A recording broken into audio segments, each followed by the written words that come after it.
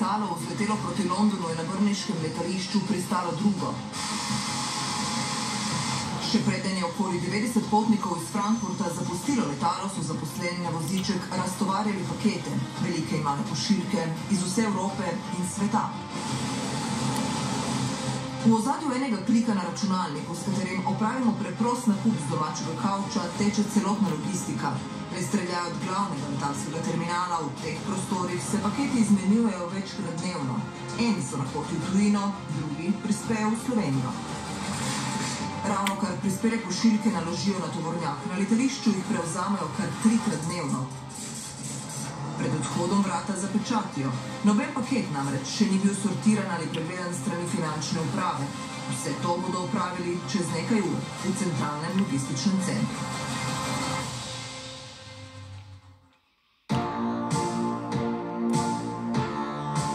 Naročila bom izdelek na eni od uveljavljenih spletnih strani, da bom lahko spremljala njegovo celotno pot, torej od naročila pa vse do prejema.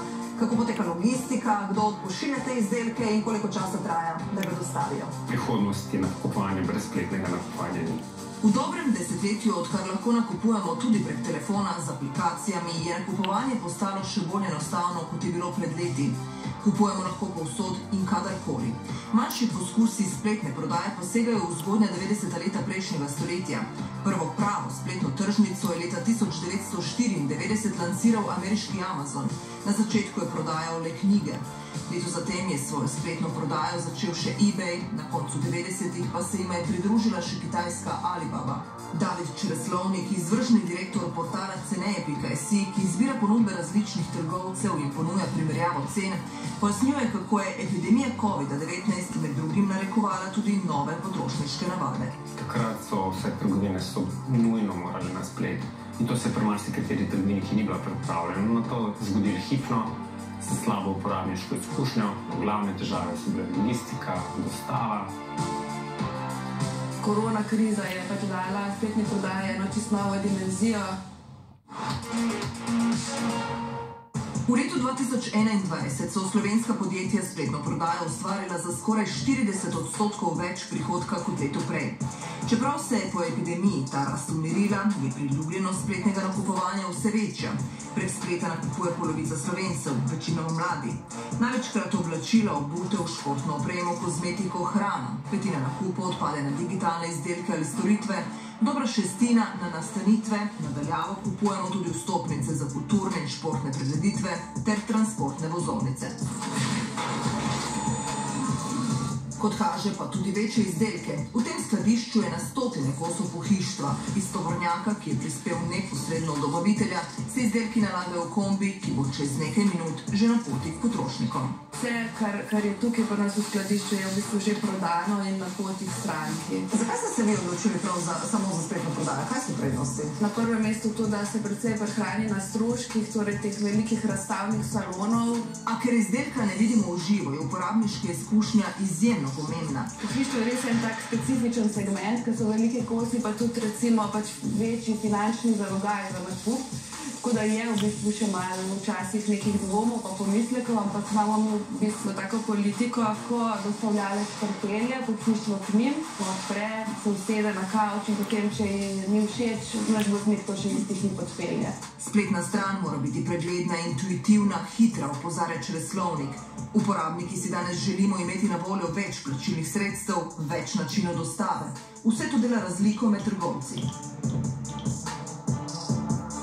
Korošec iz Binše, ki prodaja otroška oblačila in opremo, je začela prav na spletu. To, da si kupcu ves čas na dosegu roke, pravi, je ključno. Ta nek individualni pristop, se pravi, da ni vse sistematizirano, da je tukaj v zadnji še vedno nek človek, ki ga lahko pokličeš, da se s tabo pogovori, potem tudi sama hitrost odpreme. To pa ves čas moraš paziti na zalogo, ki te lahko ubije, lahko te pa naredi.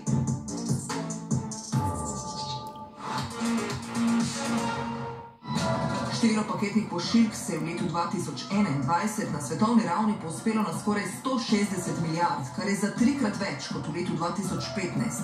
Ali drugače, vsako sekundo je na svetu odposlanih več kot 5000 pošiljk. Pri tem večina dostavljavskega trga odpade na Kitajsko, Japonsko in ZDA. Pošiljke prispele z jutranjim letom iz Frankfurta so že čez nekaj ur v poštnem logističnem centru v Ljubljani. Vse, ki pridejo iz tretjih držav, gredo čez carinski postopek. Tukaj poštni uslužbenec skenira na mizi, kam je paket namenjen, a je že sproščen v prostorne, tam mora iti ocarinjenje. Elektronski sistem poštni bo zdaj poslal vozniku obvestilo, da je prispela pošiljka in ta voznik bo prejel tudi sliko. V Slovenijo je iz tretjih držav lani prispelo skoraj 276 tisoč spletnih pošiljk, kar 80% iz Kitajske. Za vse pošiljke mora potrošnik plačati davek, za dražje od 150 evrov pa še carino. Testi, ki so jih delale potrošniške organizacije, pa so pokazali, da so izdelki odposlani z kitajskih spletnih tržnic velikokrat neskladni z evropsko zakonodajo, celo potencialno nevarni. Sem spadajo predvsem igrače, kakšni kozmetični izdelki, recimo termometri. Pred časom smo opozarjali na nevarnost polnilcev za telefone, pa na nedelujoče požarne alarme. Na drugem koncu logističnega centra cele palete naročil, ki so s tovornjaki prispele iz različnih evropskih držav. Koliko recimo takšnih pošiljk sprejmete na dan? Med 60 in 70 tisoč. Tu gre za en šleper. Samo tekstila, ne? Samo tekstila in obutve. Tudi kozmetika, elektronika, vsak dan na tone paketov naročenih prek spleta gre skozi avtomatski čitalec. Čeprav marsikdaj mislite, da naročate od slovenskega spletnega trgovca, vaše naročilo prihaja iz tujine. Zelo malo je spletnih trgovin, ki imajo skladišča v Sloveniji. Vedno več skladišč se seli v cenejše države za cenejšo delovno silo, ne vem, Slovaško, Češko, Poljsko in tako naprej. To so skladišča velika, ne vem, tudi 100 tisoč, 200 tisoč kvadratnih metrov, kar dela po nekaj tisoč ljudi. Tudi spletne trgovine iz tretjih držav pakete z letalskimi prevozniki večinoma pošiljajo v druge evropske države in redko kdaj v Slovenijo. Okoli 90% jih pride na Madžarsko, v Estonijo, na Nizozemsko, šele nato jih tovornjaki pripeljejo k nam. Te tipični znaki, da je pač nekaj ime blagovne znamke in pa Slovenija v imenu. To je čisto en tak tipičen primer take trgovine. Zelo nizke cene, na voljo so vse številke. Na Nacionalnem odzivnem centru za kibernetsko varnost vsak mesec dobijo več prijav o goljufanih potrošnikov. Spletne strani, ki so na prvi pogled zelo profesionalne, s fotografijami originalnih izdelkov. Vse daje vtis, da gre za blago, ki prihaja iz Slovenije. Kupec ponavadi ne ve, da je bil goljufan, vse dokler paket ne pride na carino. Je nekdo kupil neke Nike čevlje in je dobil po pošti neko majhno denarnico. Pa tudi smo že primere, nekdo kupil električno kolo, dobil je pa sončno očalo domov. Goljufi izdelek odpošljajo zato, da zagotovijo sledljivost, da lahko potrošnik svoj paket spremlja. Druga težava so ponaredki. Na tem delu se nahajajo ponaredki, že ugotovljene nepravilnosti, ki so v postopku, da bojo uničene. Vsak mesec zaseže okoli 40 izdelkov. Ko strokovna služba oceni, da gre za ponaredek, se potrošnik mora strinjati z uničenjem ali ugovarjati. Stroške uničenja ne plača potrošnik, pač pa imetnik pravic. Konkretno v tej pošiljki gre za ponaredek Rolexa, imamo pa tukaj še ponaredke Louis Vuitton torbic. Tu sta primerka še dveh ponaredkov športnih copat Nike. Taki copate ponovadi kupujejo po 70 evrov. Pretežno oglašujejo na družbenih omrežjih, recimo na Facebooku. Se mi zdi, da še kar največ pritožb dobimo tam. Pretežno gre za nakupe oblačil, obutve. Nazadnje je potrošnica kupila nekaj ton peletov, ki niso delovale. Prevarantskih spletnih strani je toliko, pravi Tadej Hren, da jim je težko slediti. Vsak dan nastane nova domena, ki že po nekaj dnevih, največ mesecu dni, izgine. Torej še enkrat, ko naročate, bodite pozorni na spletne strani, ki imajo v imenu besedo Slovenija. Zelo nizke cene, ki odstopajo od povprečja, so največkrat znak za previdnost. Preverite starost domene, kdo stoji za spletno trgovino in na kakšne načine zahteva plačilo. Se najde recimo podatek, katero podjetje stoji za to trgovino. Ponavadi tam o trgovini. Poleg tega tudi recimo kontaktni obrazci. So na voljo recimo samo neki generični elektronski naslovi zastonskih ponudnikov. Plačilo prek Western Uniona ali MoneyGrama, to je znak za alarm. Prav Prav tako v Slovenijo po pošti pride ogromna količina zdravil, velikokrat viagre. V Sloveniji je uvoz zdravil prek pošte v celoti prepovedan. To so pošiljke vse iz Indije, večinoma. Gre pa zato, ker je v Indiji, zdravila v Indiji so zelo poceni. Potrošniki jih večinoma naročajo na spletni strani, ki je videti slovenska, a ne nasedete obljubam. Takšnega naročila ne boste prejeli. Večina pošiljk zdravil se vrne v tujino. Na letni ravni imamo na tisoče primerov zavrnjenih uvozov.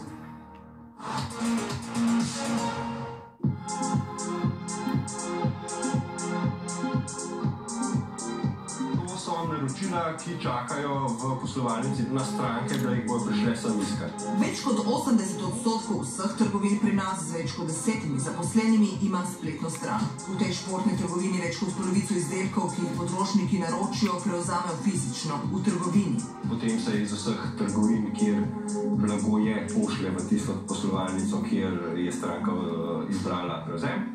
V primeru pa, da pa naroči dostavo na dom, se pa dejansko iz poslovalnic, ki zalogo imajo, kar direkt pošlje stranki paket na dom. Po epidemiji so morali prenoviti sistem. 15.000 spletnih naročil imajo vsak mesec. Zato je lažje, hitreje in bolj ekonomično, pravi, blago pošiljati neposredno iz poslovalnice, ki ga ima na zalogi, kot vse kopičiti na eni centralni lokaciji.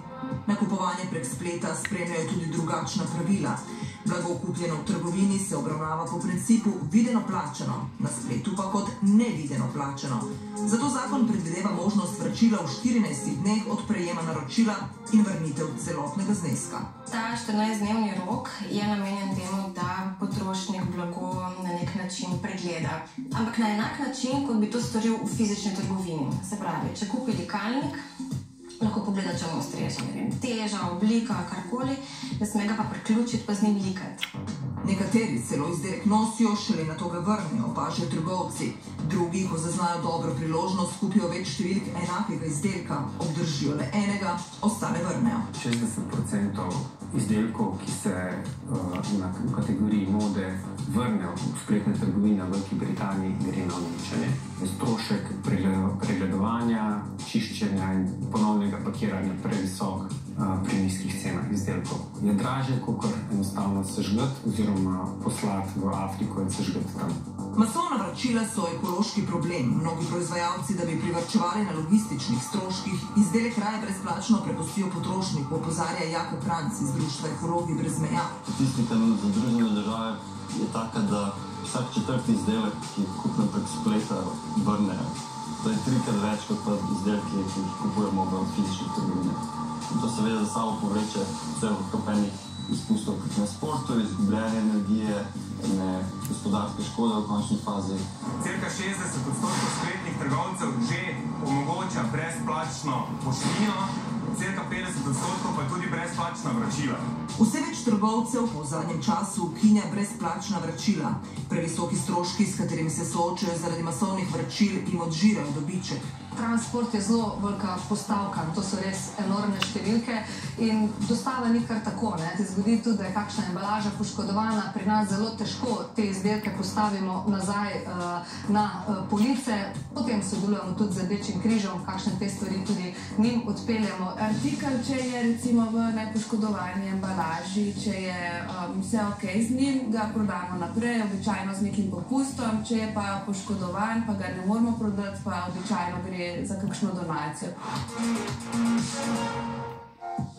Ko stopimo v trgovino, nas trgovec vpraša, kaj želimo, nam svetuje, poskuša izvedeti, kaj nam je všeč. Andraž Toris, ustanovitelj podjetja Zemanta, ki ponuja rešitve za trženje spletnega oglasnega prostora, pojasnjuje, na kakšen način trgovec, čeprav nas ne vidi, ve, kaj iščemo in kaj nas zanima. Zbiranje informacij je vedno bilo del v bistvu trgovskega posla. Na začetku so to na koncu kartice lojalnosti, ki omogočajo, da trgovci sestavljajo nek segment kupcev, nek profil. Najbolj znan iz zgodovine primer je, da so ugotovili, da moški, ki zvečer grejo v trgovino in kupijo plenice, ponavadi kupijo tudi pivo. In če prenesemo to na splet, je v bistvu ideja enaka, seveda pa se informacije na drug način pridobivajo.